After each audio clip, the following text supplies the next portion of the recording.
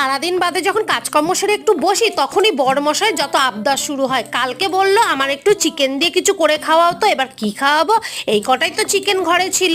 আর চিকেনটা আগে থেকে হলুদ নুন ভিনিগার মাখানো ছিল। আমি এই চিকেনটা থেকে একটু কিমা বার করে নিলাম, এর মধ্যে 1 চামচ আদা রসুন কাঁচা লঙ্কা বাটা দিয়ে দিলাম, পেঁয়াজ কুচি ধনেপাতা কুচি কাঁচা লঙ্কা কুচি টমেটো সস আর মেয়োনিজ দিয়ে খুব ভালো করে এটাকে মেখে নিলাম। আর দেখো বিস্কুটে গুঁড়ো ছিল না, তাই ব্রেডটাকে কড়াইয়ের মধ্যে একটু ছেঁকে কিন্তু আমি গুঁড়ো করে নিয়েছি। দেখো কত সুন্দর হয়েছে গুঁড়োটা। আর এটা কিন্তু ব্রাউন ব্রেড ছিল বন্ধুরা। আর এখানে একটা ডিম ফাটিয়ে নিয়েছি। তারপর চিকেন থেকে এরকমভাবে নিয়ে ডিমের ব্যাটারের মধ্যে চুবিয়ে এই পাউরুটি গুঁড়োটার মধ্যে চুবিয়ে কিন্তু আমি চাকু দিয়ে ঠিক এইভাবে একটু শেপ দিয়ে নিয়েছি।